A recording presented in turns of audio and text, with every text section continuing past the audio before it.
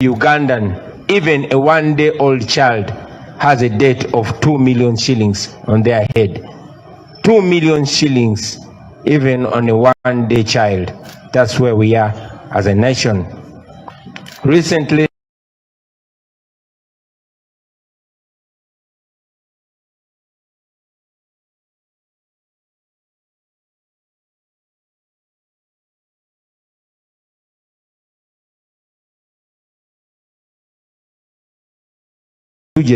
to the Electoral Commission, a commission which is supposed to be impartial and independent.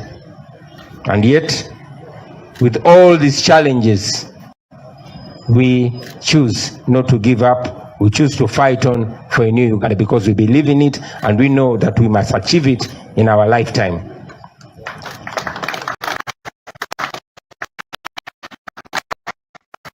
When we carried out the NUP countrywide tour, you all saw millions of Ugandans turning up to receive and embrace and endorse our message of change and liberation. When we announced the launch of this new headquarters of the National Unity Platform, thousands of people converged here to witness the opening of yet another command center of the struggle for the liberation of our country. We also witnessed the massive support and solidarity of our fellow Ugandans in the diaspora and friends of Uganda that continue to stand with us in our struggle for freedom in Uganda. Ladies and gentlemen, we saw the world premiere of our documentary film, The People's President, which continues to expose the atrocities that General Museveni and his bloody regime have committed against the people of Uganda.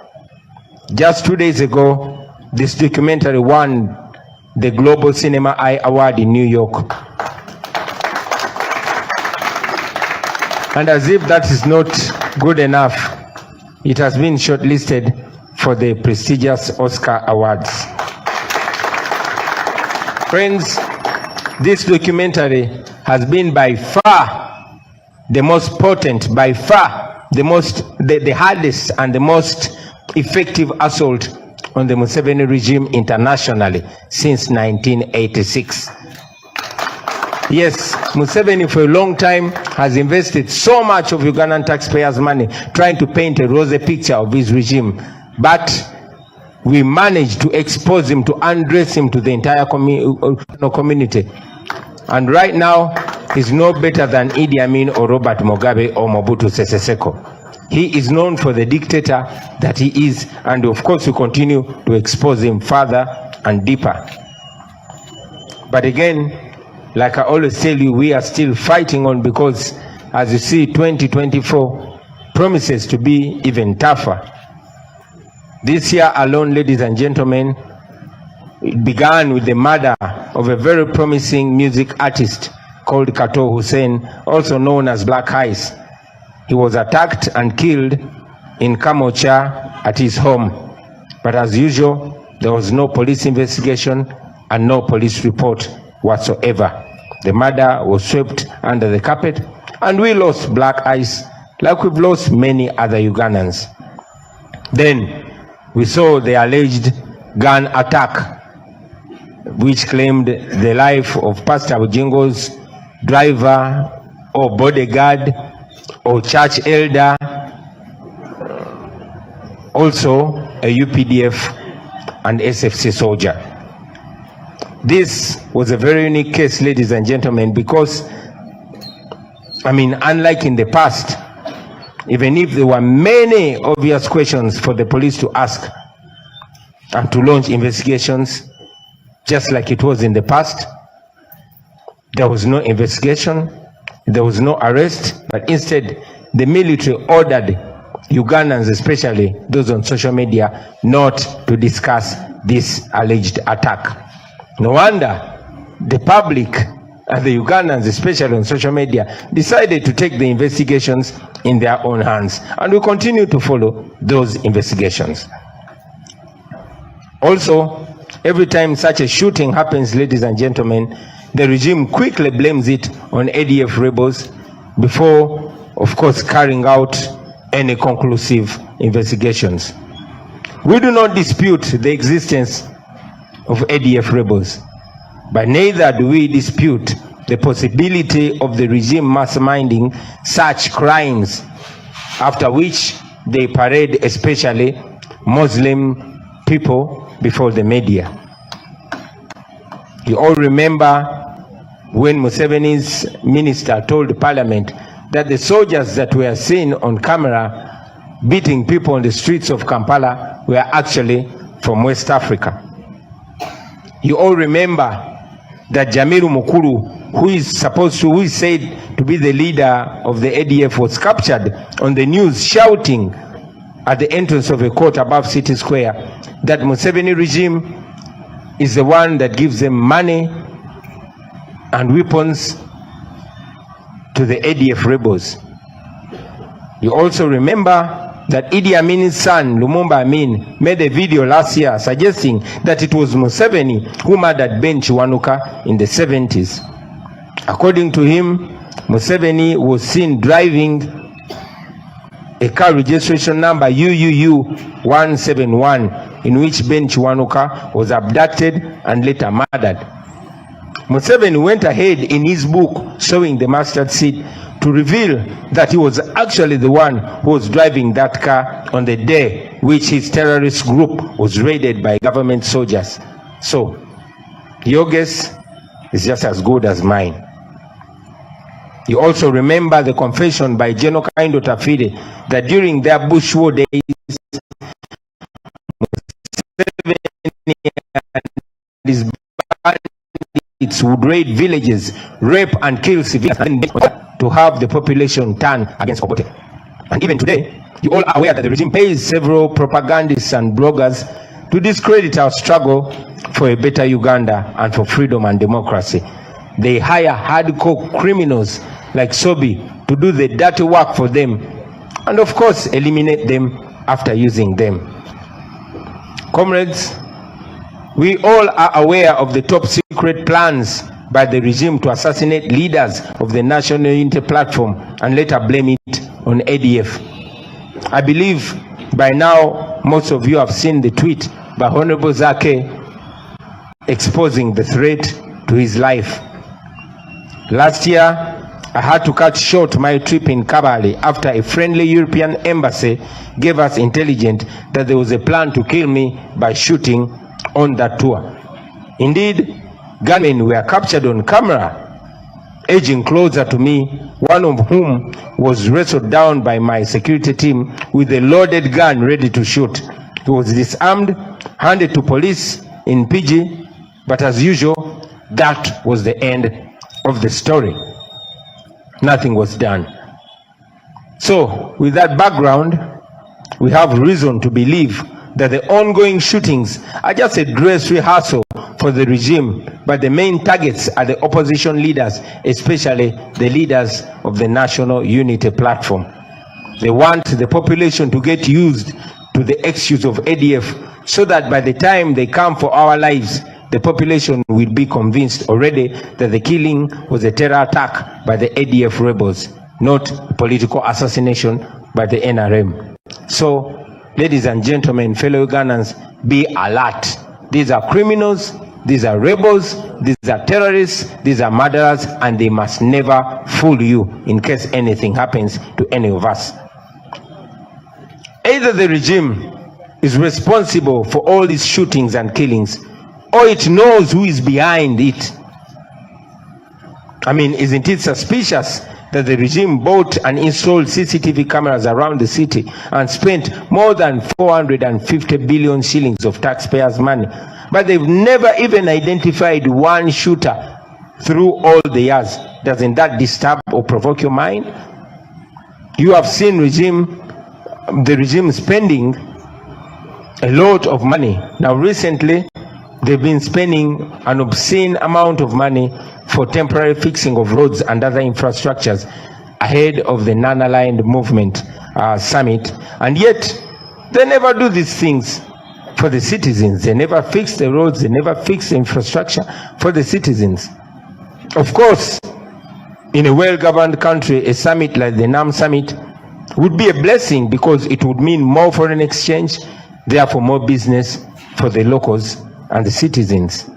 But in Uganda's case, what was supposed to be a blessing has actually turned out to be a curse, like it was during the Chogam summit. So many livelihoods have been disrupted, and some have even been completely destroyed, all in the name of putting up a fake image. Reports indicate that more than 3,000 businesses have been either closed or disrupted. Many people have been rounded up and detained, especially the homeless people in Kampala. Traffic and transport has become a nightmare, and generally lives of the citizens have been brought to a standstill. All this has been done in the name of the NUP summit, whose benefits are actually limited to a few political elite who are making a kill out of it. Before long, I'm sure you're going to be seeing scandals and reports of who stole what, of who embezzled what, but that is the daily business that happens under the Museveni regime. I also want the democratic leaders that are attending the NUP summit to know and understand that they're actually being hosted by an illegitimate ruler. Yes, an illegitimate government which is holding people on gunpoint against their will.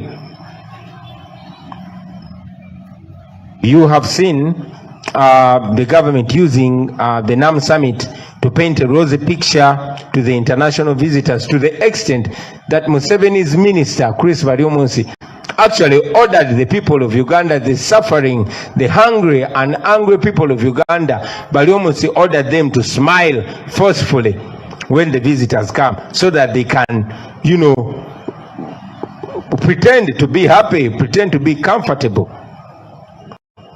Friends, I'm requesting you to use this opportunity and every other opportunity to expose this regime and to expose the reality that indeed Uganda is bleeding. We must do everything possible for the world to know that Uganda is bleeding, because this is yet another opportunity. No wonder they're forcing us to smile, because they want to cover up their mess.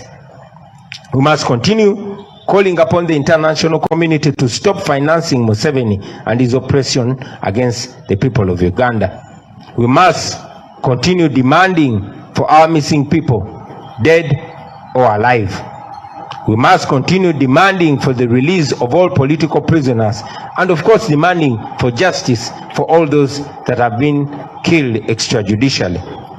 We must continue fighting for freedom, for justice, and for equality. We should evoke Article 3 of the Constitution. Article 3, ladies and gentlemen, commands us to do everything within our power to restore constitutional rule, to restore the rule of law, using every necessary means. So we should evoke Article 3 of Uganda's Constitution. And we should remember that it doesn't only command us to restore constitutional rule, but it actually protects us while we go about that goal. Once again,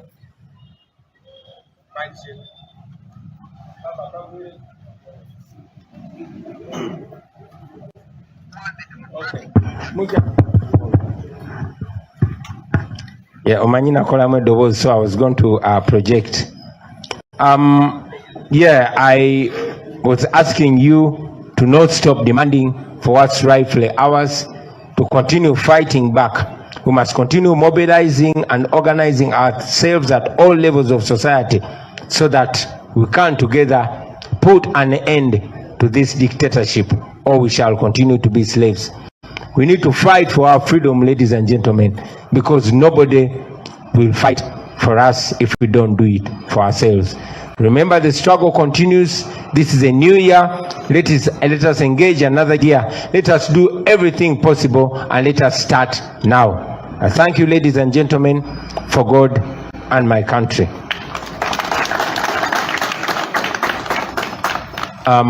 Mbidde mune mu Luganda. Mwebale nnyo bassebo ne bannyabo, nja kujja mulajjabulamu katonotono. Then oluvannyuma lwa byonna ndowooza tujja kufunayo ebibuuzo ebiva gye muli bassebo ne bannyabo. tusoose kwebaza Katonda olw'okutusomosa omwaka 2023 n'otukkiriza okulaba guno mwaka ogwa 2024. Twafiiriddwa abantu baffe bangi omwaka oguwedde, waliwo n'abaakatuvaako kati twongera obassa mu ssaala zaffe nga bwe tugenda mu maaso okulwana okulaba nga kye baali basinga okulwanirira tukituukiriza, waakiri tubaweesa ekitiibwa.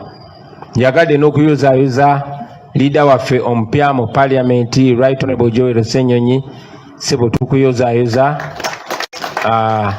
Tweraba nnyo bwe tukulaba, naffe tweraba mu ggwe, era tukusabira nti Katonda kukkiriza kuwa amaanyi gwe ne ttiimu yo, eddoboozi ly'abantu ba bulijjo liwulikike, ne bayayanira biwulikike ku fulo ya paliamenti mu buweereza bwammwe. Omwaka guno njagadde tugutandike nga tujjukira betuyisemu omwaka oguwedde, ate nga betunuulira ebiseera eby'omu maaso. Omwaka oguwedde nga bwe mujjukira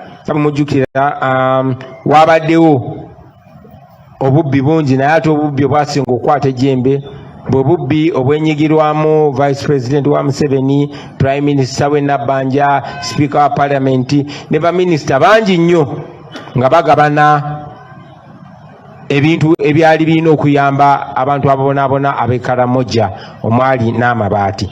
Abantu b'e Karamoja bwe baali bafa eno, bano baali ku munyago kyannaku nnyo. Of course amawulire gatulaga nti abantu abasukka mu 9 be baafa enjala e Karamoja, ate ng'era kye kitundu ekyasinze obwavu mu Uganda. Okuwamba abantu baffe kweyongera maaso mu mwaka oguwedde, era ng'abo abaasobola okusumatuka ne bakomawo baatunyumiza olugero olw'ennaku ennyo, omwali okutulugunyizibwa n'okukwatibwa, okukakibwa, okwekakaatikibwako, ate nga okukwatibwa kuno tekwatula kwali ne ku basajja. Mujjukira nti omu ku bannaffe gwe bayita Alex Kayuwa yavaayo ye n'amalirira nabigere byamutuusibwako, ng'omulenzi ono yatuusibwako ogw'obulisamaanyi ng'ali mu CMI. Omulenzi ono abasajja ab'amagye bamwekakaatikako. Felix Kulayigye yasirika busirisi obuswavu bwamujjula, ne gavumenti yaabwe yonna tebaavaayo kukyogerako. Be bantu be bamu abaali befuula abavumirira obuseegu, naye ate nga be basinga obuseegu beekakatika ne ku basajja bannaabwe nga babakutte. Ekyo tukyalinze Felix Kulayigye, omwogezi w'amagye, okuvaayo okukyogerako, naye ngera bwe mulaba obuswavu bubadde bungi nnyo, bakyatya okuvaayo okwogera ku nsonga eyo. Tetugenda kulekeraawo kujjukiza bannayuganda bikolobero abasajja abo be bali mukola ku bantu baffe. Bannaffe bangi baakwatibwa nga bwe muli Wuma Lumagala, bwe muli Muyodi n'abalala, ne basibwa e Luzira, era nga kati bakyaliyo nga bavunaanibwa okutuwagira, bavunaanibwa okuba aba opposition, naye ate nga tewali na due process egiri mugenda maaso. Mwalaba nti omwaka oguwedde Honorable Ssegirinya ne Honorable Ssewanyana bayimbulwa mukomera oluvannyuma lw'okumala mukomera ennaku 524, ebbanga erisukka mwaka omulamba nga bali mukomera bayimbulwa. Naye ate bannaffe abalala omuli Olivia Lutaya, Machete, Seguja n'abalala bo bakyapoziteza mu makomera, bakwatibwa ng'okulonda kwa 2021 kwakagwa ne basimbibwa mu kooti ey'amagye newankubadde si bannamagye, naye paka kati omusango gwabwe tegutandikanga kutojjera.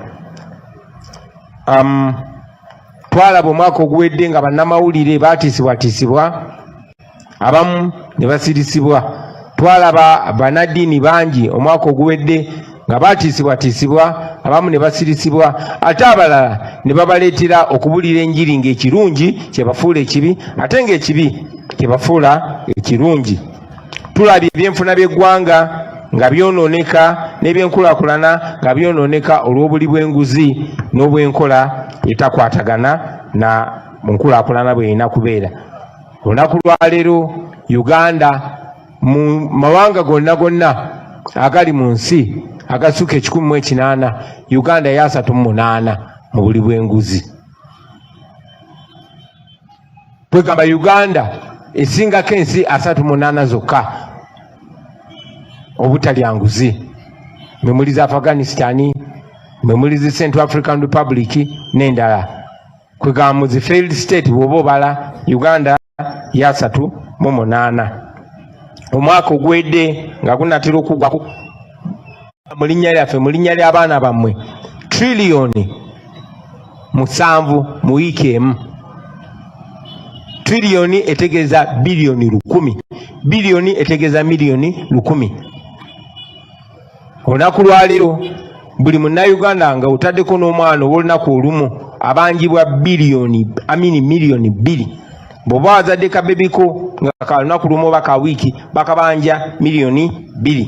Ezo sente zonna zeewolebwa naye nga zibulira mu buli bwanguzi oba nga zikozesebwa ku mafamily ya Museveni ngeri comfortable ng'enyumirwa.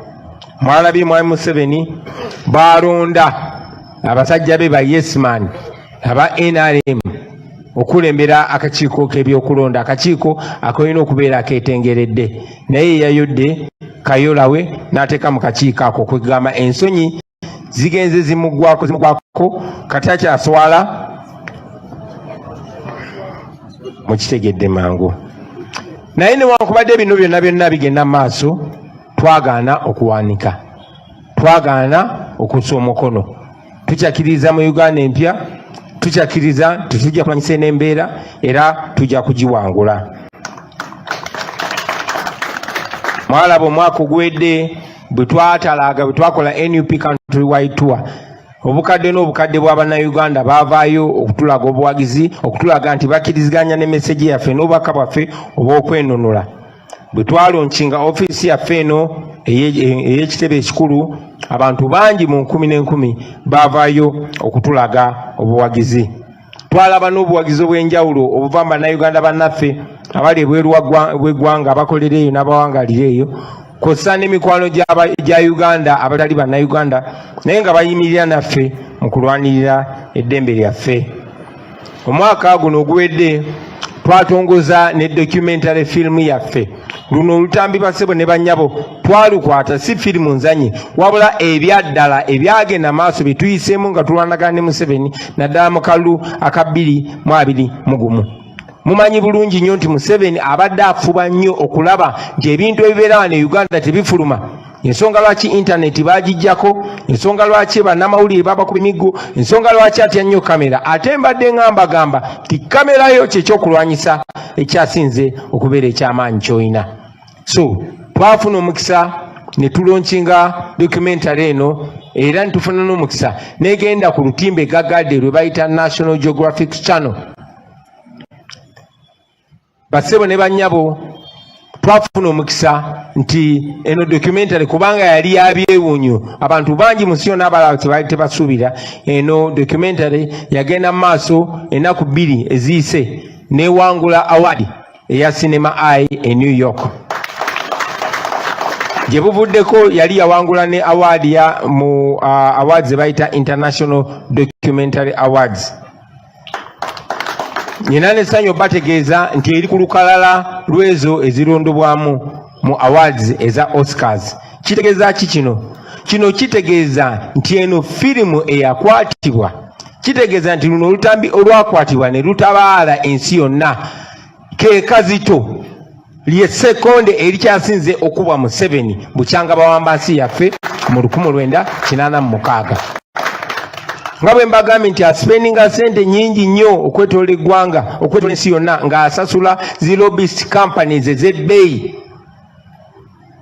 Kampani emu namanyako nti yalinga agisasula biliyoni 4 buli mwaka, naye ng'asasula essuka 10 okusiiga ekifaananyi ekirungi n'okulaga nti e Uganda tuli mulaala. Naye kuguno omulembe teyasobodde kikola era twasobodde omwambula ate nga tukyagenda maaso n'okumwambula. Kati ensi yonna emanyi Museveni olwaki kyali. Museveni tayawukana na Mobutu Sese Seko. Museveni tayawukana na Amini lwakuba Amini ate ye mulungiko okusinga Museveni. Museveni ensi yonna etegedde kikyali ate nga tukyagenda maaso n'okumulabisa. Naye ate ekyo tekimala, tukyagenda maaso okwerwanako n'okulwanira eggwanga lyaffe, kubanga ate 2024 yalinga alaga nti ate ajja kuba wambiigo n'okusingawo. Guno omwaka gwatandise n'ettemu lyembagambyeko eryabadde ku muyimbi munaffe gwe bayita Kato Hussein amanyiddwa ennyo nga Black Ice eyatemulwa mu nju yaabwe ekamooca nga lumu, ekiro ekyakeesa nga lumu. Of course poliisi yategeezebwa naye tewaali kunoonyereza, tewaali ripooti yonna, era ne bigenda nga bwe musuubira poliisi ya Uganda bwe yeeyisa.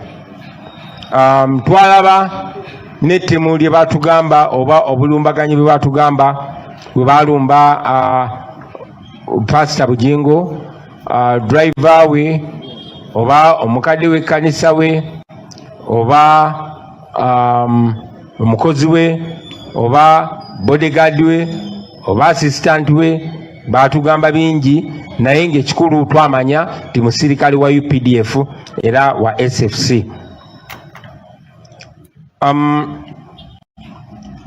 Ekyenjawulo ku bulumba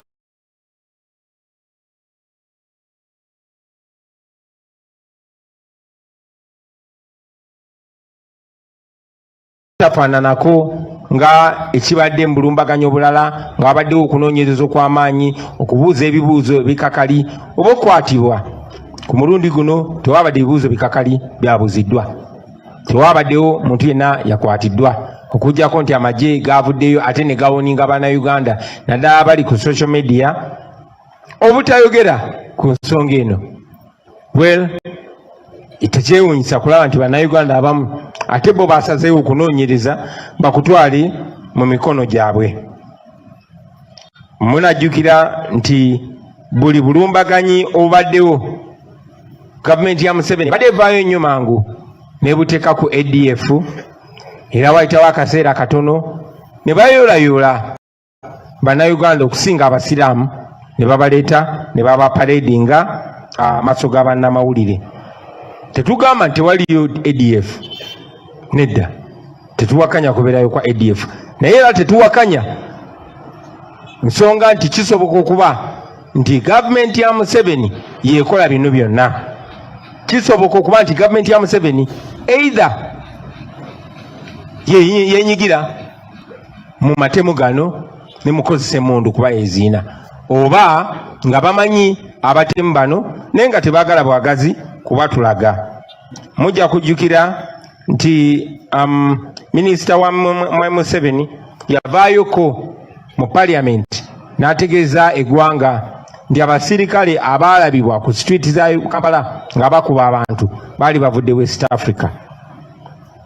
Mulajjukira nti Jamiru mukulu kuba tugamba nti yakulira ADF yakwatibwa ku mawulire ng'awoggana ku kkooti ku Square ng'agamba nti Museveni, gavumenti ya Museveni yeewa ssente n'ebyokulwanyisa abayeekera ba ADF wadde amawulire tegakisaako siira.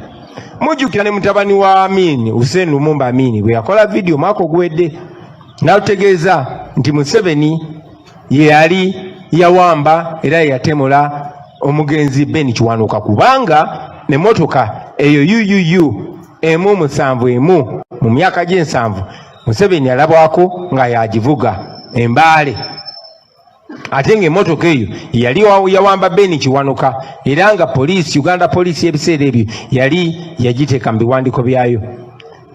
Ekyewuunyisa nti ne Mwami Museveni mu kitabo kye bayita Sowing the Mustard Seed yavaayo nakkiriza nti ye yali avuga emmotoka eyo era yagitolokeramu mu bulumbaganyi gavumenti ya Uganda y'ebiseera ebyo bwe yakola ng'erumbye akabinja ke ak'abatujju embaale mu quarters ebiseera ebyo.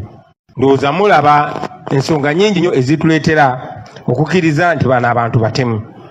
Naate tekikomawo, mujjukira nti minisita wa Museveni General Kayindo Tafiire yavaayo edda e Bushenyi nga baziika Doniya Teberondwa nakkiriza nti mu biseera byabwe eby'obuyeekera baalumbanga ebyalo ne bakwata abakazi ne batta abantu nga bambadde uniform za gavumenti ya Milton Obote nga baagala okuvumaganya gavumenti y'Obote. Era muze mukiraba nti n'olunaku lwaleero bagula abantu ba pokopoko bagezeeko okulwanyisa n'okwonoona ekifaananyi kyaffe abalwanyi enkyukakyuka mu Uganda. Bamanyi n'okugula abazzi b'emisango abatemu abamanyiddwa nga Sobbi babakolere emirimu gyabwe emikyafu. Ekyennaku bamaliriza nga nabo babatemudde. Mumanyi bulungi nnyo nti waliwo enteekateeka ez'ekyama mu gavumenti ya Museveni okututemula abakulembeze b'opposition naddala ffe aba NUP. Mwalabye Honorable Zaake yavuddeyo n'akyogera ku Twitter tiyafunye information tiwaliwo plan ey'okumutemula. Mujjukira omwaka oguwedde bwe twali ku national tour yaffe titwalina okugikatinga short, twalina ogiyimiriza nga tuli Kabale tukomewo nga embassy ey'omu ku mawanga g'e Bulaaya etubiddeko nti waliwo plani ey'okuntemula ey'okunkuba amasasi. Era tekyewuunyisa kubanga mulina n'abasirikale, mulina n'abantu abakwata mundu si basirikale, ne mulina n'abantu be mwalaba nga bakutte mundu nga bakikitana nazo nga tuli ku trip eyo. Era n'omuntu omu eyali akutte mundu nga keza kunsemberera nga maze n'ogikokinga esasa litadde mu kyemba, security team yange yamukwata ne bamugyako emundu ne bamukwasa poliisi maaso ga kamera. Neera nga bulijjo byaggweeraawo naye poliisi ne mbuzaawo bwetyo. So njagala mumanye nti bano abantu balina okuba nga bali mu kutegeka bwongo bw'abantu, bateekawo nsonga za ADF. Ffe obwongo bwaffe bulobere ku ADF basobole otulumba okututemula nga mujja kulowooza ti ADF yetutemudde. So temubongoota.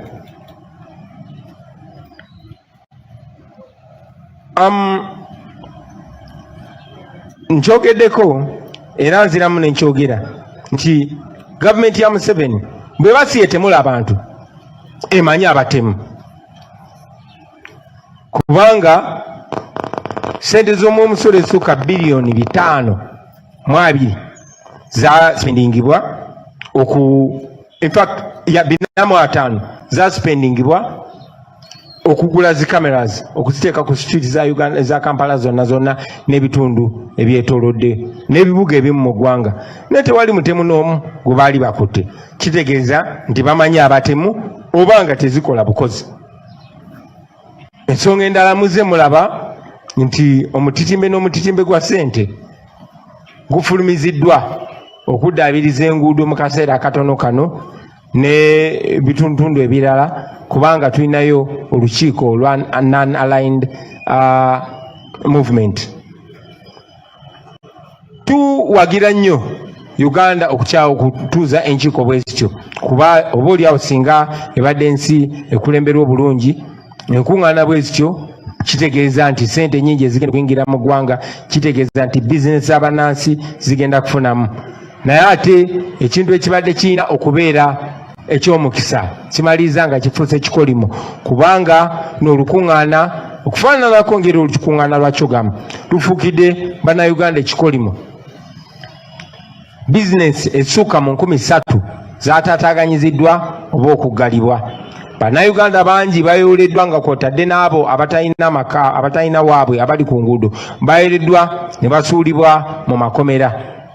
Mulabye engeri gye basibye enguudo ne bataataganya n'ebyentambula, byonna byonna nga bikolebwa mu linnya ly'olukiiko, ate nga balufunamu beeba ab'olubatu abatono, bannannyinizi woteeri, bannannyinizi shopping mall, bannannyini bintu ebifunibwa busosi. Ekyo nno kya nnaku nnyo nti Uganda tekyatunulira bigenda kuyamba bantu bannansi baayo, wabula ate etunuulira ebyo ebigenda okuyamba abantu abatono ab'olubatu.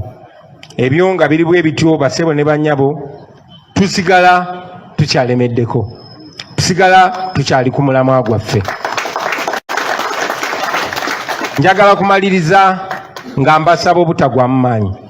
Njagala okumaliriza nga mbajjukiza nti bwe mulaba bayidde awo wenyini mukwatira ddala, Mwalabye nga Minisita Museveni bali munsi avaayo nga alagira bannayuganda okuseka oba enjala ekuluma oba onyize oba wasuze tolidde olina okuseka nga abagenyi bazze baleme kumanya nti muli mu kunyigirizibwa. Kakati ekyo ate nze njagala kibalage ti ate mwe mulina kola ekiri opposite. Bano abantu tebaagala balabisa, mbasaba mubalabise mu ngeri yonna yonna esoboka. Tugende maaso nga tulaga amawanga gonna agatwetoolodde. Ago Museveni gabbamu ssente, ago galimbalima nti buli kimu kiri mulaala wano mu Uganda. Mukozese buli mukisa gonna okubalabisa. Omwaka guno njagala obbasaba tusonge nnyo olugalo ku nnyingo namba 3 ya constitution yaffe. Ennyingo namba 3 mu constitution etulagira okukola buli kimu kye tusobola okuzzaawo enfuga ey'amateeka bwe beewambiddwa. Mukimanyi nti tuli mu buwambe, enfuga gye batufugiramu si y'amateeka. So constitution etulagira egamba tetulina tuli bubezi baddembe kulwana kozesa ngeri yonna yonna okuzzaawo enfuga ey'amateeka, wabula kitukakattako n'ate tekomaawo etuwa n'obukuumi protection nti omuntu yenna ne bw'aba akwatibwa nga alwana okuzzaawo enfuga ey'amateeka tabeera na musango. Ensonga lwaki tosanga ng'ayo omuntu alwana kujjako Museveni kooti gwesalidde musango nti gukusinze, tekisoboka kubanga constitution etulagira okulwanyisa Museveni dikiteeta okumuggyawo. Era constitution etuprotectinga ti ne bw'oba okwatibwa kasitooka kasa tobadde olwanyisa bwannakyemalira, amateeka gakuprotectinga. Basobola okukuuma ku limandi, basobola okukuba emiggo, naye tebasobola kukusalira musango ne gukuka mu vi kubanga obeera okola ekyo constitution kyekulagira. So njagala obbasaba muleme kuggwa mu maanyi, tukole buli kimu kye tusoboka. Tenjagala obbasuubiza, and I want to say this in English as well, that we can only promise, we as NUP and of course together with other forces of change, to work so hard to ensure that we weaken dictator Museveni and ultimately we cause his fall. Tetwagala obbasuubiza ffe ng'aba NUP nti tujja kukola kyonna kye tusobola era ne bwe kiba kyetagisiza tukolaganire wamu n'abalala bonna abalwanyisa okuggyako dictator Museveni, tulabe nga tumunafuya ultimately tumusindikirize tumugye mu ntebe eyo gye yewaŋŋamyamu. Mwebale nnyo, mwebale dde abasibo ne bannyabo okumpuliza. Njagala obbagaliza omwaka omupya ogw'emirembe. Mwongere obwala, weebale ino, weebalire ddala okutubisa mu bigambo ebyo. Ezira kye tujja kuyiramu, you have heard the president loud and clear. Abagambye nti ati okulaba nti ensonga ze tulina ku mitima ne bano abakyadde mu nnyonyo bazikola ki? Bazimanya, okugeza okutandikira ku kizimbe kye batuddemu. Museveni yatuddye bilioni 85, ekyo akimanye, n'abatudde mu kizimbe bakole ki? Bakimanye. Nze ntandikidde eyo, sijja kwongerako kirala. We are going to take questions. Thank you very much, Mr. President, for that presentation, and I will take questions very quickly because we want to leave soonest most. Any questions from the press? Yes, 1. Namakumbi, definitely 2. Gender sensitivity baba tebaweddeeyo. Mr. President oyogedde bulungi, ebibuuzo teri. Toyanzirege. Let's have Sister Namakumbi to ask the first question.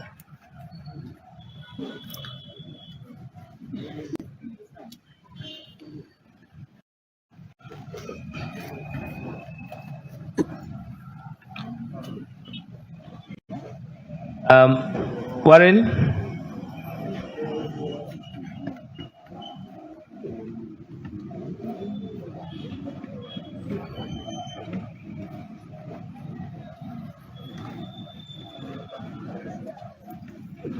Please do the thing and and my question is to the President about the security threat. Have you engaged the police about it? Because we've got information that the just picked up conversations that are going on among the opposition, and they say they don't give it attention. Have you tried to engage them about this, and what's the response? Igana Sababa TV. Wami Museveni yavuddeyo n'alonda by'abakama okukulira akakiiko k'ebyokulonda mu ggwanga. Last time temugamba nti yababba. Nadda mu kalulu mulonda nga yakulira okubba temugamba mwami by'abakama Museveni era nga yakulira akakiiko k'ebyokulonda okulonda okuddako oba mugira kuva mu byokulonda. Question endala egenda ya wa mukyala wa Ngage, Human Rights. Yavuddeyo n'agamba baasasanya ssente obukirimbe bw'essente era ayagala bamwongere ku ssente nga banoonya emizimu gy'abantu 18 bemugamba nti tebaliyo. Baasasanya ssente nyingi nga banoonya abantu abo. Twagala otuba ku opiniyoni yo ku nsonga eyo gw'olowooza mukyala wa Ngage avuganya ne Minisita General Muhoozi David yavaayo n'asoma ekota ku bantu abaabula ate nga ye wakakiiko kaidde agamba tebaliyo. Thank you. Thank you very much. Thank you very much. We only had 2 questions.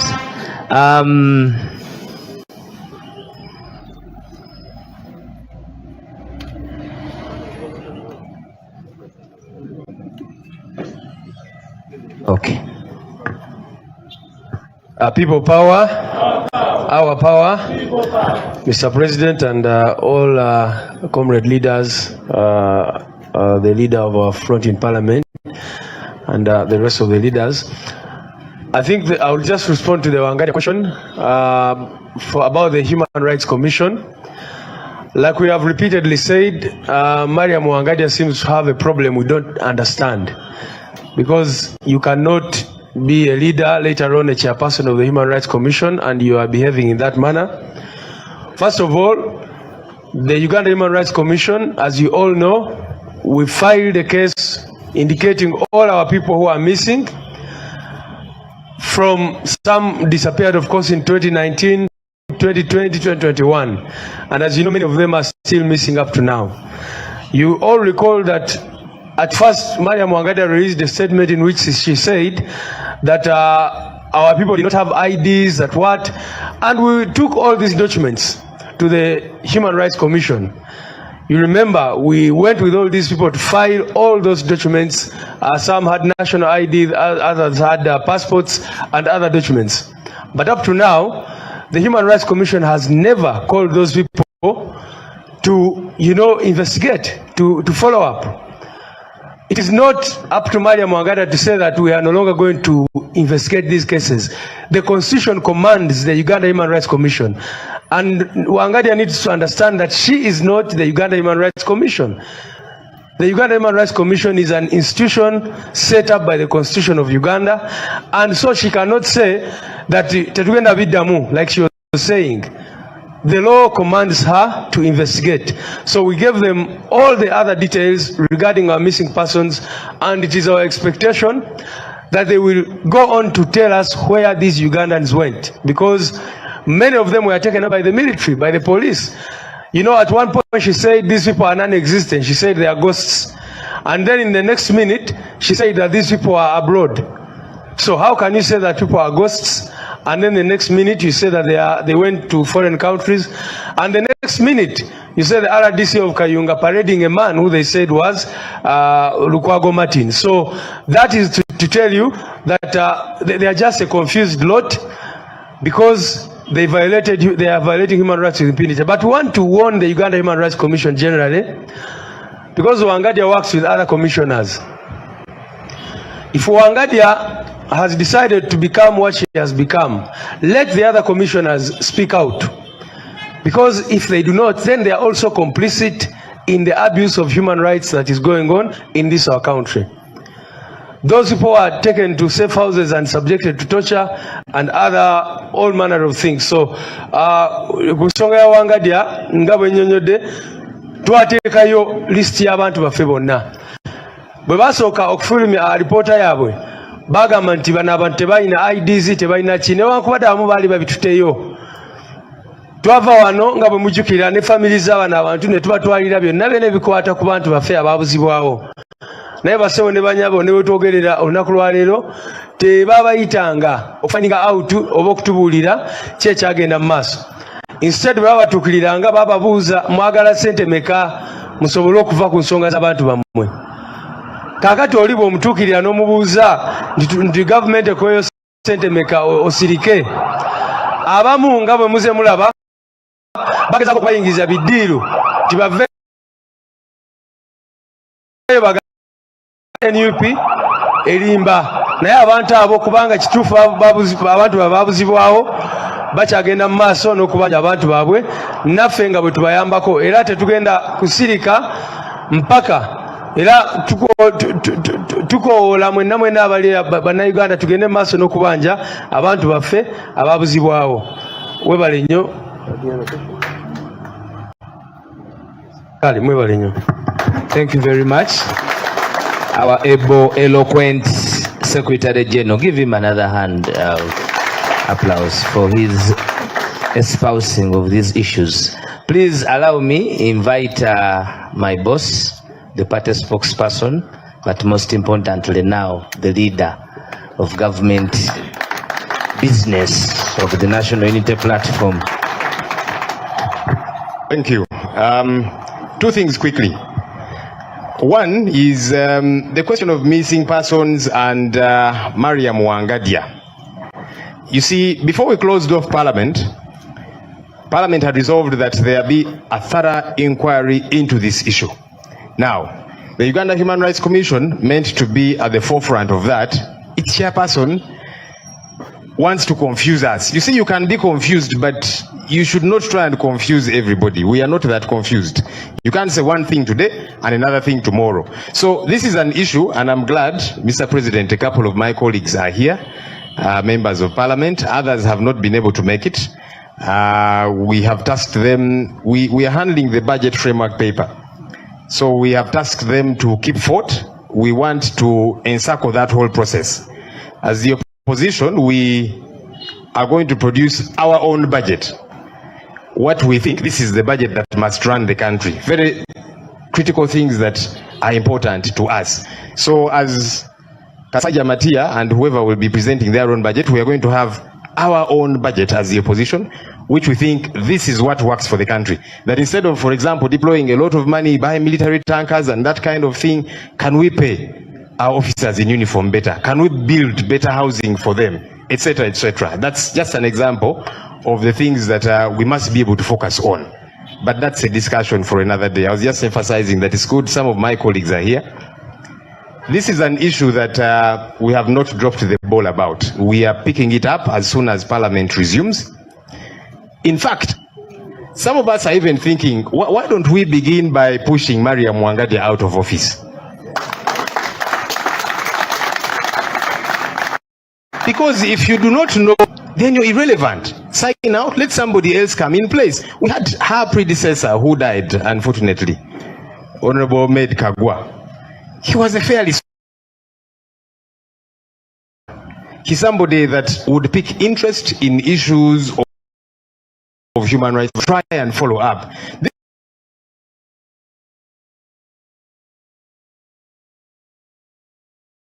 She keeps saying, you know, those things are lies.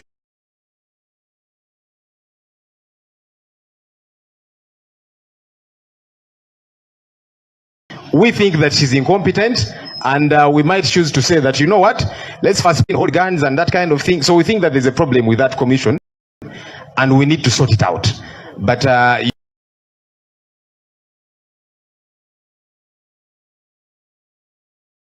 we stopped because issues of human rights violations, people missing, it is important.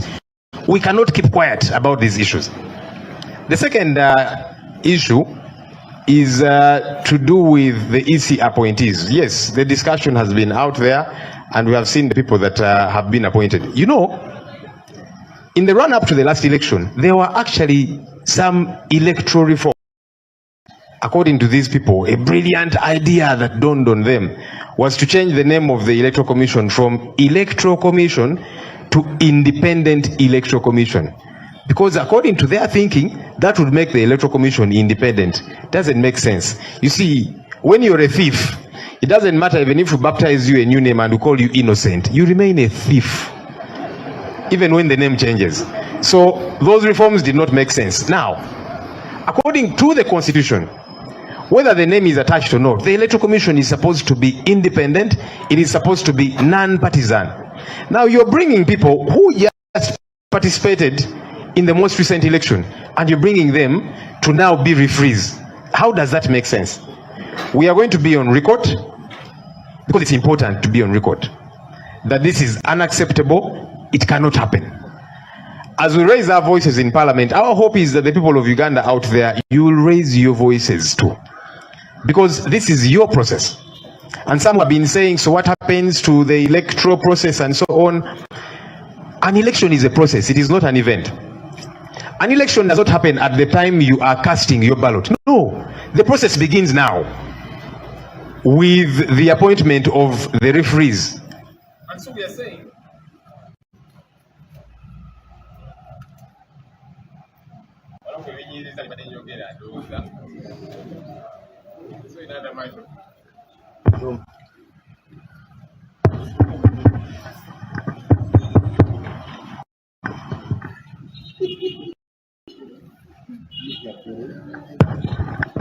Njabida, I was saying that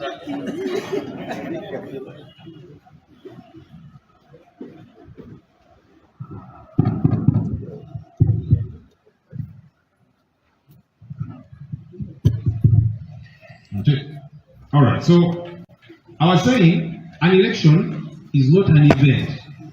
An election is a process. An election is not that time when you're casting your ballot, basically. It is an entire process, which process begins now. I see people complaining again about the sound.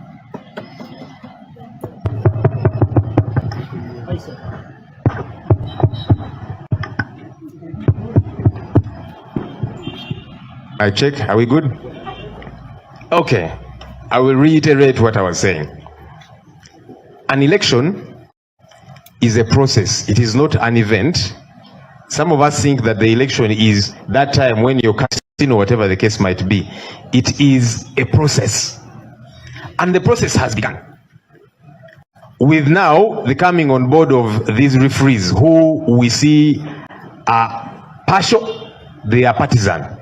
And we are rising up to say no. That's us getting involved in the election process. So some of you are saying, will you get involved in the election process and that kind of thing? We are saying this process belongs to us as the people of Uganda. And it begins with appointing the referees. So we don't agree with appointing referees who are partisan, appointing referees whose side we know. It does not make sense. And we want to be on record, even in Parliament, to say that this is unacceptable. So the process has started. Those that have been wondering about the election process, it has begun. So us saying no to these partisan referees, it is us saying this process belongs to us. Don't try and take it away from us. And it must be conducted in a particular manner. Ensonga eya Mariam Wangadia, mchala Wangadia. Ne Wangadia? Mariam Wangadia akulembera akakiiko aka Uganda Human Rights Commission. Munange ensangi zinazenga ayogera ebintu bingi ebitakwatagana, ebitategeerekeka. Omanyi oyinza okubanga gwe oyina obuzibuzibu ng'olina confusions ezizo, naye ate tetujja kukkiriza ku confusing oba kubuzaabuza bannayuganda bonna. Nedda, okwebuzaabuza gwe kwesigalize gwe nga gwe. Naye tetujja kikkiriza nti ate ogezeeko okubuzaabuza ffe ffenna. Oyogedde kino ebitategeerekeka, anti abantu abo tebaliiyo. Simanya n'ab'enganda zaabwe ensonga zino tebazeetaaga, tebaziriiko. Twali wano ne tugamba nti kale famire zino katuzisombe ne tuziteeka mu baasi ne national ID z'abantu abo ne tubatwala ku ofiisi ya Wangadia. Yayita manju n'adduka emisinde n'agenda. Ate nga zagamba abantu bano tebaliiyo n'ab'enganda zaabwe ensonga tebazifaako. Ayogera ebintu ebitategeerekeka.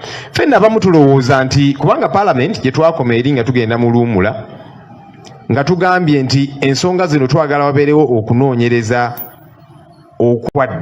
okwannamaddala inquiry. Naye tulowooza oba tusooke na kusindiikiriza Mariam Wangadya ono kubanga byakola tabitegeera. Oba oli awo tulina n'otandikira nti omuntu ono tumuggyemu obwesige agobebwe, kubanga munne eyaliwo nga tannayingira omugenzi Honorable Med Kaggwa ye munnange ensonga zino yaziteekangako essira ez'okunyigiriza bannansi ng'agamba nti wano waliwo obuzibu tunoonyereze. Naye ate kaakati ono Wangadya okusookera ddala alagira ddala pate ye gy'ali kugamba alagira ddala sayidi gy'aliko tonanoonyereza ate ogamba nti mulimba. Ate kaakati obulimba obujja nga tonanoonyereza.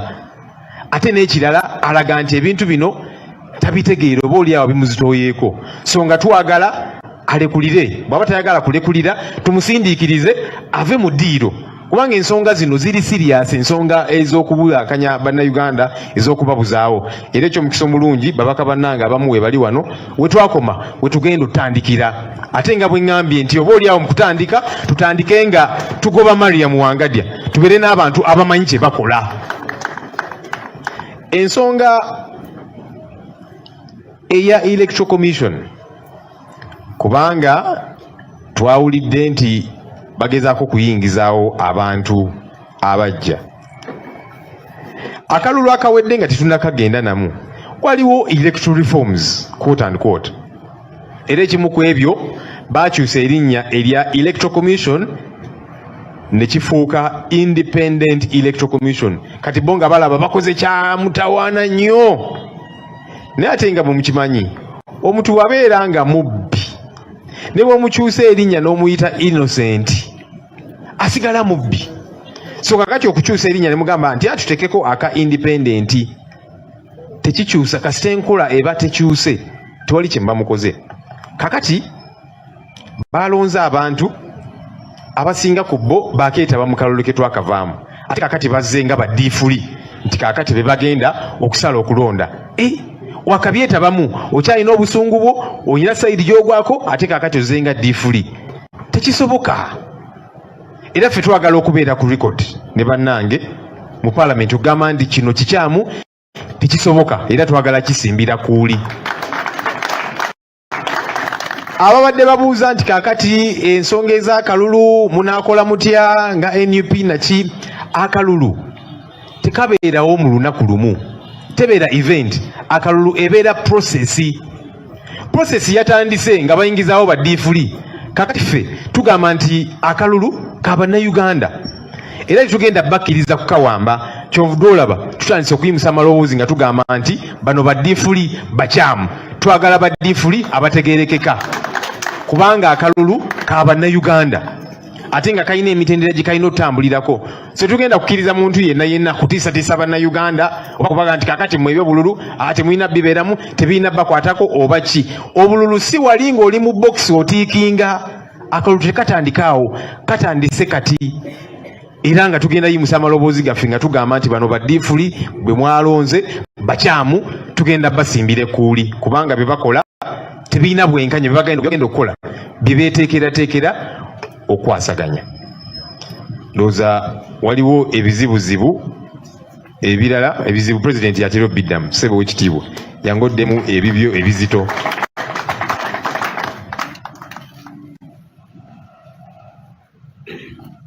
Honorable Senya yasazeewo okundikira nze ebyettemu. But we were asked about the threats to our lives, whether or not we've engaged police on the same. It is not a secret that this is a criminal police. It's not secret that the police is part of the mafia, you know. I have personally survived assassination attempts by the police and the military, and you've seen it. But anyway, coming to these particular cases, you all remember that after the intelligence we got from one of the friendly embassies, indeed the regime conceded to the same, but claimed that was reason for them to stop our nationwide tour, because it was an assassination attempt on my life. They claimed it was terrorists, not them. And then one of these so-called terrorists was captured on camera. And you all remember Inanga was wondering why we did not arrest the man, why we did not grab the man. A few days later, another man showed up with a loaded gun, targeting me. And this time, we heeded to Enanga's advice and wrestled the man down, disarmed him, and police was seen unloading the gun. We handed the man to police. That was the end of the story. So we have every reason to believe that these are criminals that we should not trust, that we should just expose, because they are part of the plan. Mu Luganda batubuuza nti okutya kuno oba okwekengera ku ttemu lye tusuubira nti baagala otukolako. Poliisi twali tugiyingiza mu nsonga zino. Poliisi of course twagibuulira.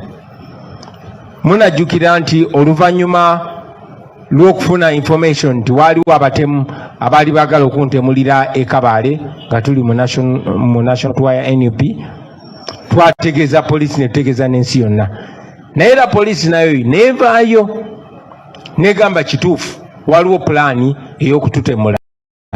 Naye bo ne bagamba nti baterrorist oba batuju beba pulaani ng'otutemula, era ne bakikozesa ng'ensonga ey'okutustopping oba otutangira okwetolola eggwanga nga tulirambula.